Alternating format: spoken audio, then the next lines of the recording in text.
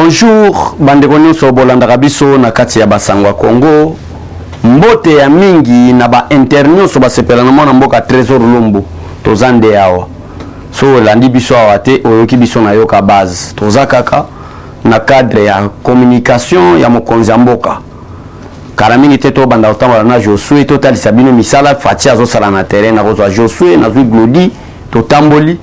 Bomoni misala chef de l'état zosala na ville province de Kinshasa toza na ko planifier yango déjà. Tozo banda wana venir victoire. Donc vous allez belé ta kolanda pe ba remarque ba suggestion na bino et ko zala malamu pour être perfectionner musala na biso. Je demande pardon pour le spectacle de désolation que nous avons offert dans le cadre d'une certaine plateforme de confession religieuse. C'est la parole de Donassé Chole, le secrétaire général de la Senko Donassé Chole, qui est conférence épiscopale nationale du Congo. Pardonnez. Mais tant que biso to bandi yango, okomona ke maloba Donassé Chole et ko sala coïncidence na maloba Moïse Katumbi.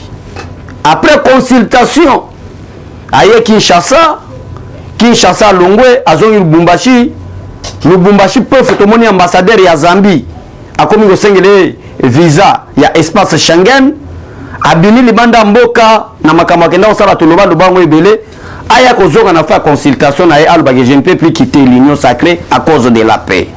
Qu'est-ce qui se passe? Nde yango bomoni toza en direct ya basangwa Congo total sa peuple congolais pe na sengi na congolais nyo salanda biso congolais nyo so pas scientifique pas intellectuel pas muto mayele patriote congolais pas na posa mboka ne kende liboso wana posa changement mentalité wana posa développement durable paix total na obligé te mais na sengi ka service bolanda makambo biso tolobaka tozana tante ya ko se trahir toana tante ya ko kosa peuple congolais toana tante ya ko loba makambo to yebite mais tozana tante ko lobela peuple congolais vérité pour na changement mboka pour na développement mboka pour te mboka na biso kende plus loin et kende ako plus loin et sengeli to lobela peuple congolais vérité na c'est ma vérité na biso ko convaincre bandeko o balingaka changement te o ezali incarné par le président de la République vérité pe makambo nyonso biso toloba avec facteur temps ba wa ko comprendre que biso tozana kati ya vérité tozana kati ya makambo ya bosolo nde peuple a ko changer nde yango to koloba qu'est-ce qui se passe. Mais je vais essayer un peu de donner quelques exemples concernant Donassé Chole. 2016 par rapport au pardon, parce que quand quelqu'un demande pardon, c'est que quelque part il est reconnaissant que Mabé azala qui kosa les amabé, makamboza kosa les amabé. Et tu peux tromper tout le monde sauf votre conscience. Et Donassé Chole a réussi à tromper tout le monde sauf conscience na kosa été. Nde on a poussé conscience na ye à ça la déclaration yona bandeli. Moi Donassé Chole, secrétaire général du conférence épiscopale nationale du Congo Senko, je demande pardon au peuple congolais pour le spectacle de désolation que nous avons offert dans le cadre d'une certaine plateforme de confession religieuse. Donassé Chole voulait parler de Denis Kadima comme président du CENI. Déclaration ils ont concerné Denis Kadima parce que bangonde basala qui trouble ya ko pesa maloba na bato opposition ya haine opposition muyibi ya lokoso ya escroquerie opposition ya banditisme politique bangonde Donassé Chole nda pesa ki maloba we. Mais na ngina tel c'est quelques exemples il y a Donassé Chole le peuple congolais. Est-ce que c'est vraiment réel au fond du cœur? Donassé Chole c'est pardon. Qu'est-ce qui se cache derrière pardon à Donassé Chole? C'est pour nous amener où? Mais avant de comment là où il peut nous amener, nous avons testé peuple congolais quelques exemples. Commençons 2016. Naboina banda bane 82, bane 80, 75, bane wana naboina zonga simakuna. Nabandika 2016. La constitution stipule le mandat du chef de l'État est de 5 ans renouvelable une seule fois. Tokomi 2016, c'est un mandat Joseph Kabila Sili. Tshisekedi awuti Bruxelles, Belgique na maladi nyoso awuti kozwa guérison na ye. Oli ape manakimia afandana no raisonner makambo belete à réfléchir, il est temps kopesa Kabila carton jaune. O to benga ki ngo préavis. Meeting na ngo serema ki je crois en 2015, un certain 31 juillet 2016 je crois, na enseignement.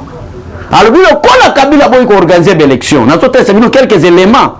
Il y a donation sur le si réellement donation sur la changer. Si réellement le pardon donation sur la seigneur, ils ont vraiment fond du cœur. Ils ont vraiment conscience et posé.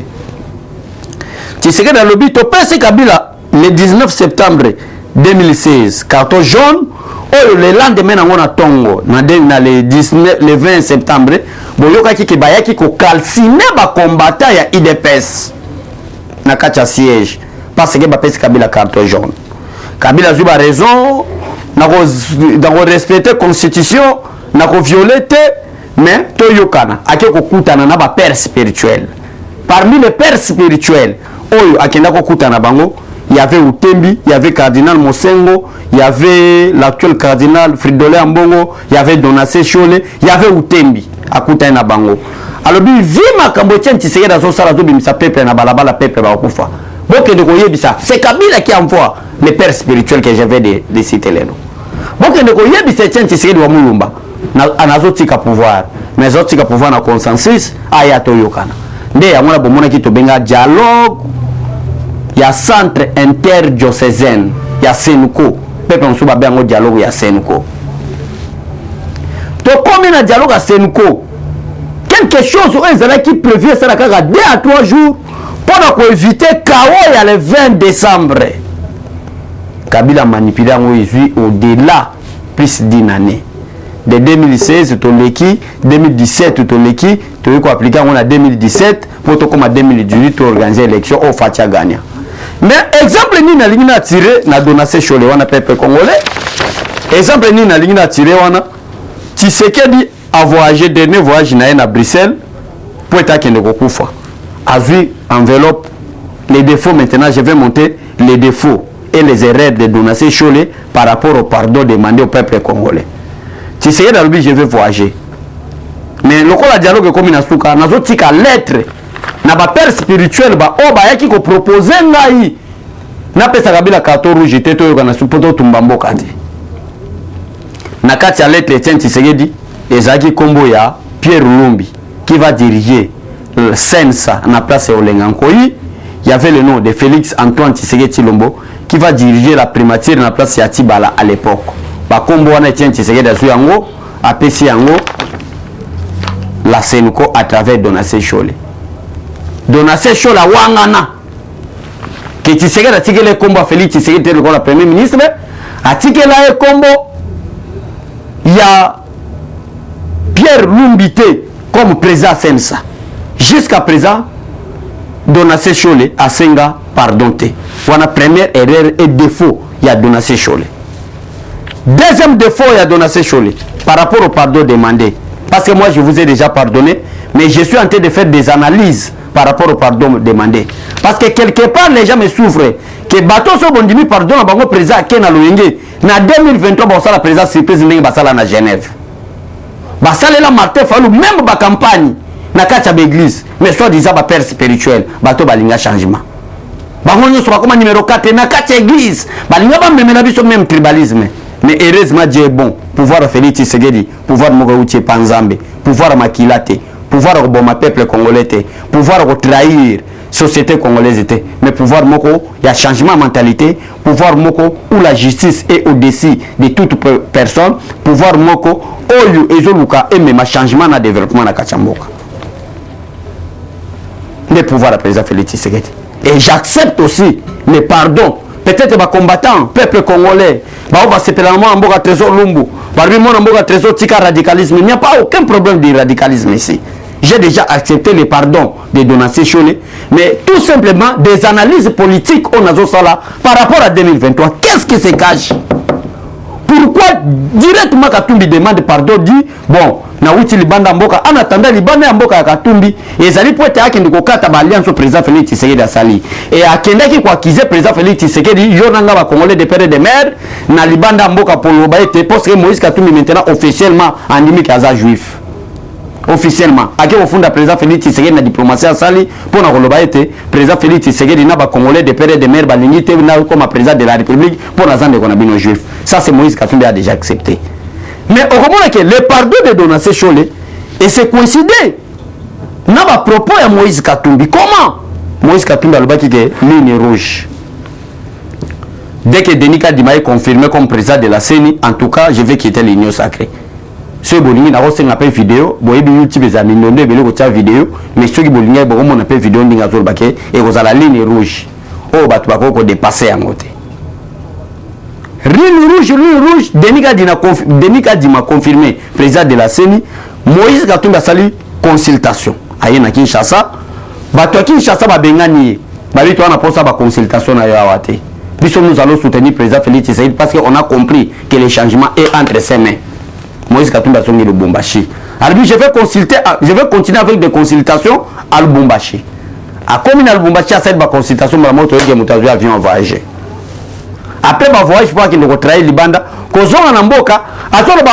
de la paix, je ne peux plus quitter l'union sacrée. Mais on l'a dit déjà, Bizalelinayo. Tu ne peux pas être dans l'opposition directement à la majorité. Ça c'est clair, mais c'est Moïse Katumbi. Maintenant, le pardon de Donassé Cholé, et c'est coïncidé. Na à propos de Moïse Katumbi. Au nom de la paix, il ne peut pas quitter l'union sacrée. Maintenant, par rapport à l'analyse Nassali, par rapport, il y a des preuves, il y a des auparavant, Donassé Cholé la salle à 5 ans dans Bolimbicité. Et les membres sont dans l'Union na kota na moi développement muke poto chité to panzana élément mususu eza 40 000 smartphones na habité congolais non ça ebaki que disait monsieur l'abbé Donassé Cholé. Monsieur l'abbé Donassé Cholé dirais-je pareil wana ezali ba pays soki gontera bengaki yango oya kangama akikoloba azangi maloba na ba journaliste ba tunie na télé 50 pages Jean-Marie Kassamba si je ne m'abuse pas. Or peuple congolais bola na malamu na lingi na fungola parce que eux éveil patriotique. Or peuple congolais 40 000 smartphones a été acheté par Moïse Katumbi à travers leur fondation à Genève, oui, même à Genève, pour nous retrahir le président Félix Tshisekedi Kobimisa Martin Fayulu comme président de la République démocratique du Congo.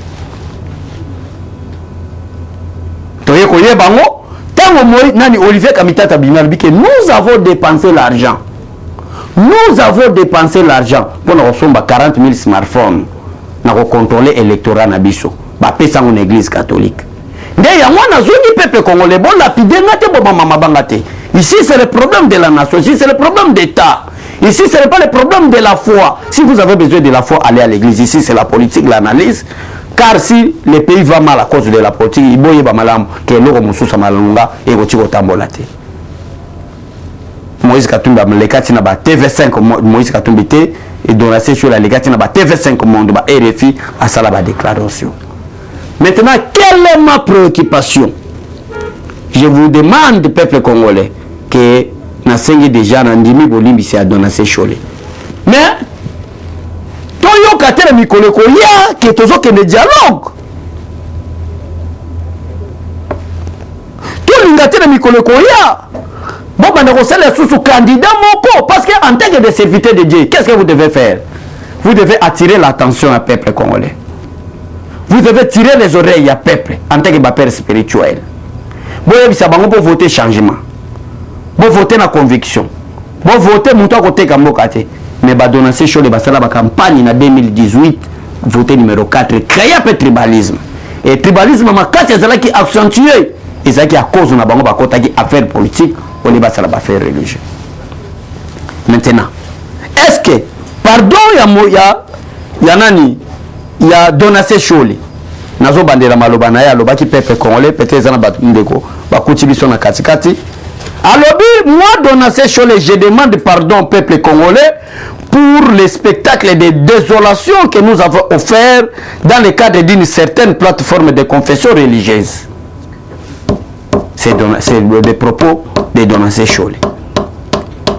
Moïse Katumbi à son tour dit non, je ne peux pas quitter l'Union sacrée à cause de la paix en République démocratique du Congo. Pourquoi cette coïncidence? Pourquoi que cache ma propos news?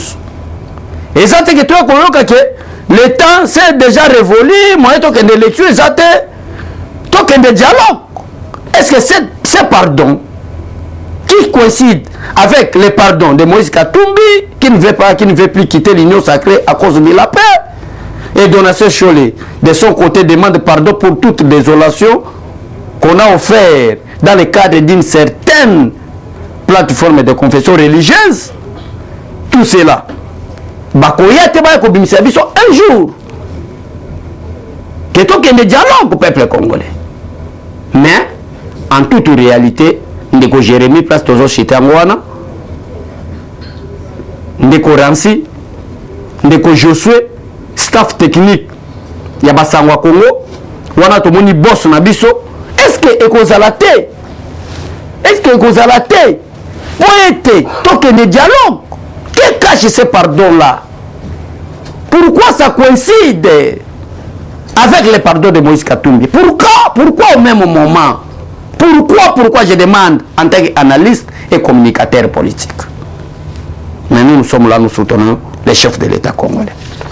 Nachite para koloba boye. Monsieur le procureur général Luntaka Bonner, qui a exécuté l'ordonnance de grâce présidentielle pour le condamner du ressort de sa cour, Bakonga Willy ne peut pas être libéré. Même si Bakonga a rempli sa dossier, condition, il y a éligible na bateau bénéficier grâce présidentielle et que ça le mana procureur près de la cour d'appel à Gombete, mais que ça la procureur près de la cour de cassation. Mais c'est le procureur. Affaire Willy Bakonga, etalisa Congolais news que botala na degré ni président Félix Tshisekedi à Lokotimboka. Tolanda journal Moke Lobisiba étant condamné de la cour de cassation. Willy Bakonga étant donné, il est condamné de la cour de cassation. C'est le procureur général près de cette cour, c'est-à-dire la cour de cassation, M. Victor Mumba plutôt, qui a compétence d'exécuter l'ordonnance présidentielle. Mais dans ce cas précis, peuple congolais, si et seulement si Willy Bakonga était effectivement éligible. Or ici, non seulement ce dernier n'est pas éligible de l'ordonnance de grâce présidentielle de juillet 2021, comme disent les spécialistes des droits, mais encore c'est le procureur général près la cour de Kinshasa, près de la cour d'appel de Kinshasa Gombe, qui a exécuté cette ordonnance en sa faveur. Donc cela veut dire, peuple congolais, pour l'affaire de Willy Bakonga, donc c'est-à-dire il est clair qu'il s'agit là d'une fraude commise par ces magistrats. Le procureur a commis cette fraude. Non seulement qu'il expose à une sanction disciplinaire pour abus de pouvoir conformément au statut des magistrats, mais aussi il risque de poursuites judiciaires pour falsification d'évasion des détenus conformément à l'article 162 bis du code pénal livre 2 au cas où Willy Bakongo s'est éclipsé. Donc ce procureur est obligé d'être arrêté. Botala mboka président Fatia Kouti. Botala mboka Fatia Kouti. Tu as niveau ya cour d'appel. Procureur Zobimisa Moutou frauduleusement. Ils ont violé même statut qui régit les magistrats. Non seulement ce statut, mais qui est punissable conformément à l'article 162 bis du code pénal livre 2. Donc ce procureur mérite des poursuites judiciaires. Mais à notre grande surprise, tous les gens qui ont communiqué, il y a famille naïe, Bazo Bake Willy Bakonga est porté disparu. Ça, c'est vous voulez blaguer avec quel peuple? Vous voulez blaguer avec qui? Non, tous les cas, tout expliquer peuple congolais. Famille Basali déclaration, que Willy Bakonga est porté disparu. Et ça, du théâtre de chez nous. Il bénéficie de la grâce présidentielle en attendant que Willy Bakonga n'était pas éligible parmi les conditions de l'ordonnance portant des graciers présidentiels. Alors, Willy Bakonga doit retourner en prison et il y aura aussi des poursuites judiciaires pour les procureurs près de la cour d'appel de Kinshasa-Gombe. Merci, merci à tout le monde. Tout le monde à la prochaine. Au revoir. Eshima, votre magazine qui bat au rythme de l'actualité. Retrouvez la nouvelle édition. Exclusivité, Sakombi Molendo, le pionnier de la bancarisation.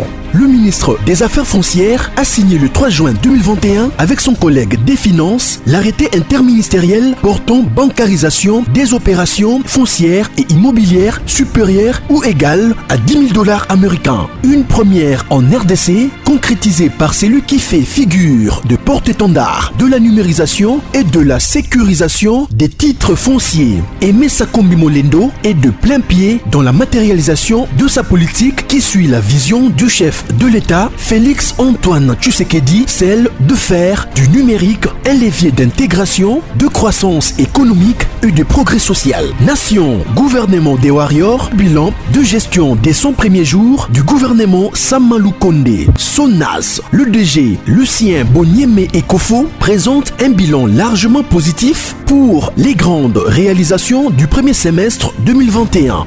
À lire également l'interview de Seth Kikouni portée sur les questions d'actualité. À la découverte de Tissia Mukuna, la DG de la marque La Quinoise, café planté et transformé à Kinshasa. Interview exclusive de Richard Ilunga, DG de l'ONIP, qui confirme l'identification de la population congolaise avant les élections 2023. Un an de patrouille financière, les audits de l'IGF mettent à l'écart les mandataires impliqués dans la mauvaise gestion des deniers publics grâce à Jules Alinguete, inspecteur général des finances, chef de service. Une analyse sur les coups d'État en Afrique et leurs conséquences. Retrouvez l'intégralité du magazine Eshima dans les kiosques. Eshima Magazine, un nouveau standard d'information.